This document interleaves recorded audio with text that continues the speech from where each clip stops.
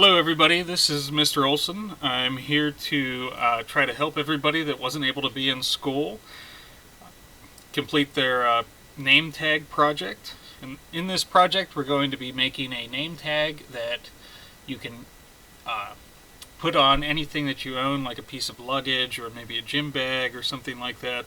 And we're going to be using a program called tinkercad, and later on I'm going to be 3D printing these name tags. So to start out, I'm using a mouse so you can kind of see where I'm going to click. It's this little thing that's moving around here.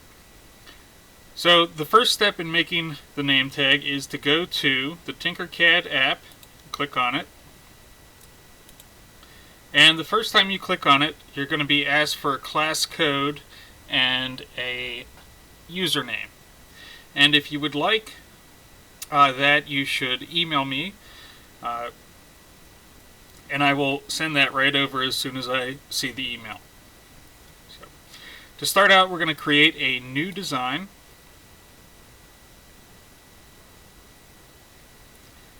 And this is the work plane, and this is just like a representation of what the bed of the 3D printer would look like. It's 200 millimeters by 200 millimeters, or about 8 by 8, and this is going to be where we build our name tag. And the way this program works is you drag out shapes and you manipulate them, and then you combine the shapes to make a final object that then you can 3D print. To start off, I want everybody to drag a box out into the middle of your work plane, and you will see that it has 5 little white squares that allow you to modify the size of this box. If you touch one of the little white squares, it tells you that this box is 20 millimeters by 20 millimeters, and it's also 20 millimeters tall, so that makes it a cube. What I would like for you to do to this box is click on this small arrow that points down, and I want you to change the width to 100, and I want you to change the height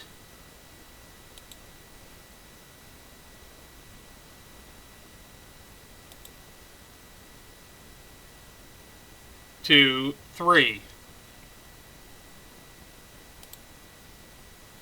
And after you do that, you should see that you have created a pretty flat, only 3 millimeters tall plank, and this is what we're going to use for the base of our name tag. This is the thing that's going to hold all the letters together.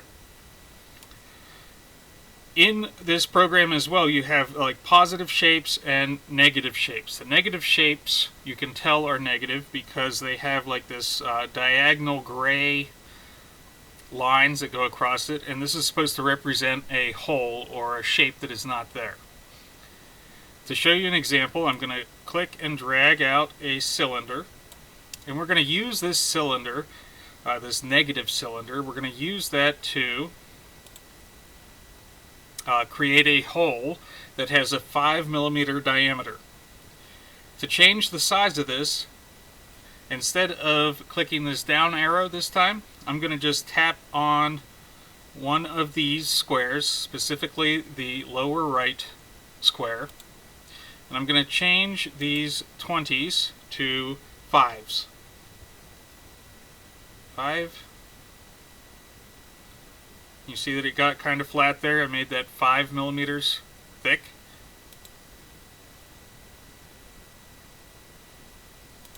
Change that one to 5 as well.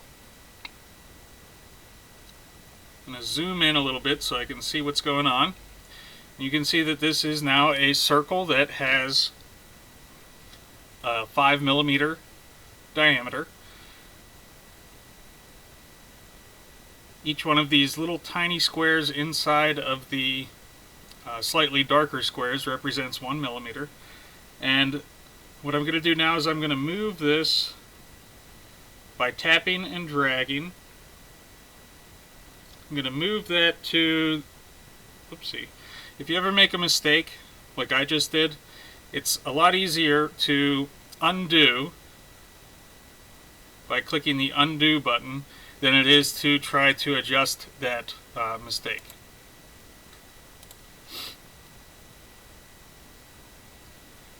I'm going to place this object right here, and this is going to allow me to kind of drill a hole in the platform.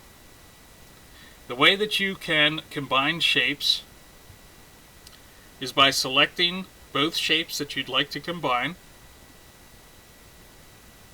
All you need to do is tap on each one individually, and you will see that it says shapes, and then you have a 2 right there. That means that I have 2 shapes selected. You will also see directly above that there is a group icon. Okay, so that icon looks like a square and a circle silhouette, and it's supposed to be representative of if you were to join 2 shapes together, the outline would change. So I'm going to tap on that group, and as you can see, it drills a hole in the platform. So that negative shape added to the positive shape makes a hole right there. Now comes the name part of the name tag, and in order to enter text in this program, I'm going to zoom out a little bit.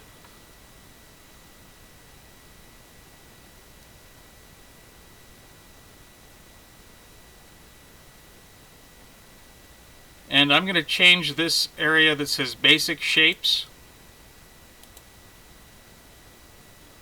I'm going to select text and numbers. Then I'm going to drag a text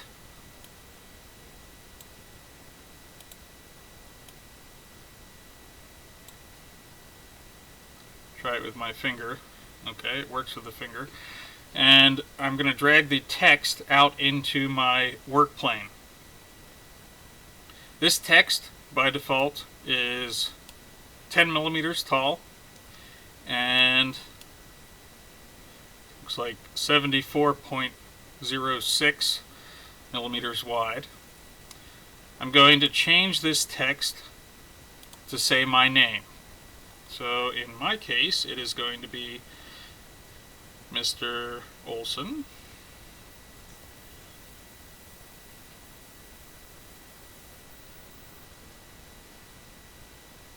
And you have a couple different options, or 4 options for different kinds of text that you can use, different fonts. I'm going to use this one called serif. And I'm also going to make the height of my text, instead of 10, I'm going to change it to 5.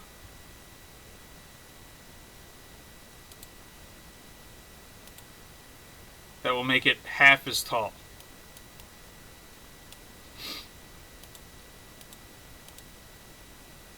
Next, I'm going to slide this text so it fits on top of my plaque.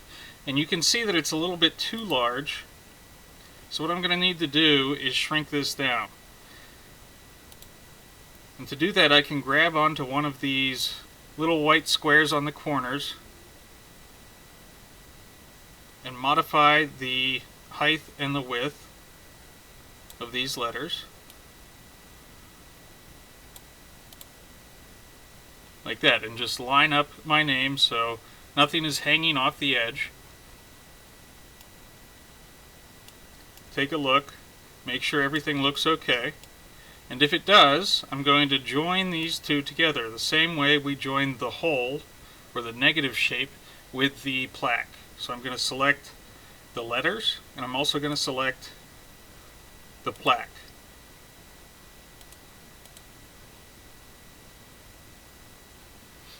When you see that it says you have 2 shapes selected, you can go ahead and click on the group button one more time.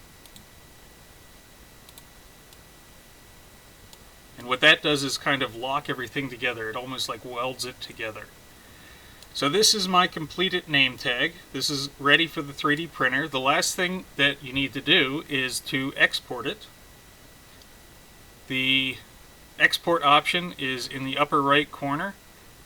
It says download and 3D print when you hover over it. But I'm going to click export. Then I'm going to choose STL as the thing that I want to export.